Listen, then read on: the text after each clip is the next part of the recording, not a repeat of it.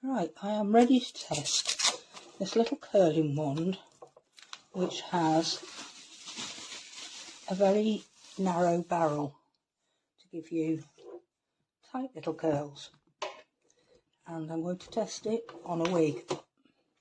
So it's got a decent length of cord, and that is always very much appreciated. I live in a Victorian house. Sockets aren't as numerous as they could be, and so long cords, hurrah. Right, let's see.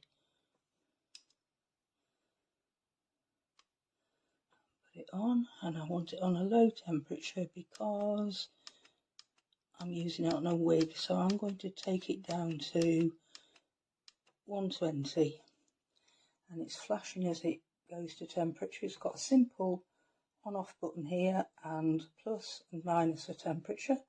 You can see it's reaching temperature pretty quickly, and I believe, yes, shake this box out because there's a glove to protect one hand while you're using it.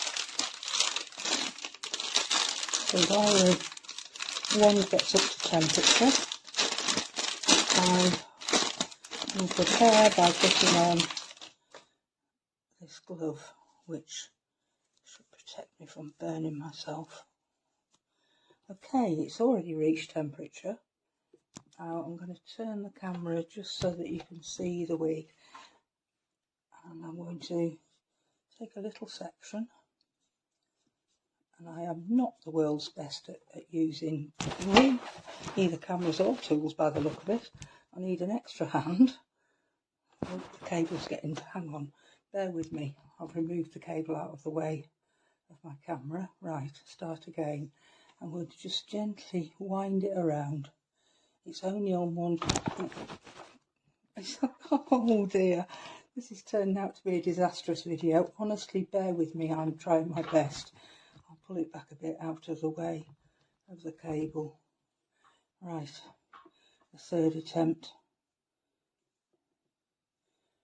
Spiral the hair out.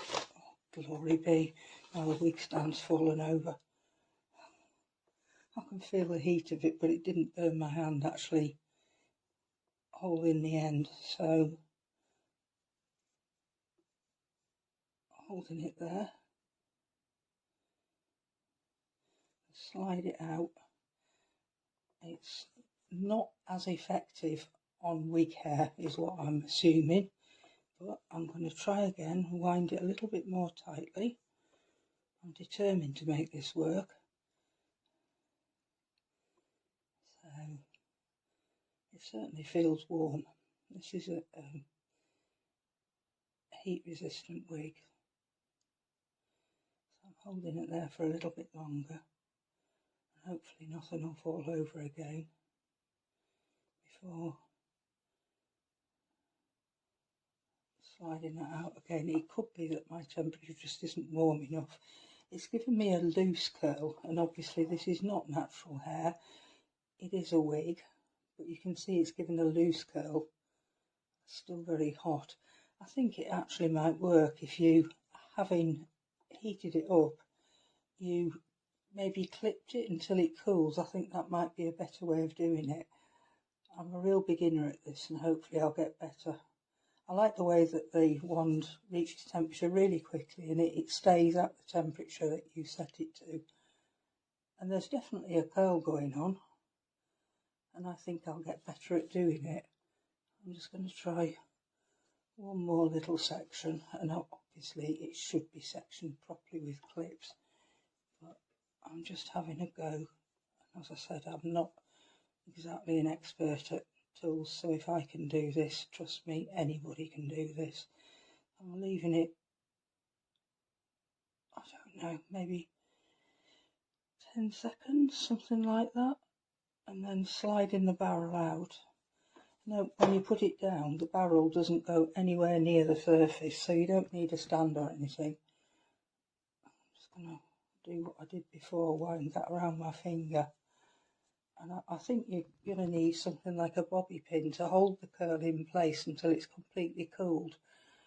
I don't know whether it takes longer on a wig because of the different kind of fibre that's not real. I can still feel that that's warm. And I want to let it cool just so that I can see how successful it is. It's not the tight spiral that I expected, but as I've said, that could be because it's a wig.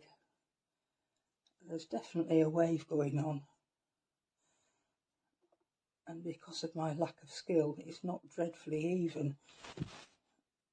But there's a wave going on, and I'll get better at it. And this wand is really simple to use. I'll carry on having a go, and then I'll take a still photo.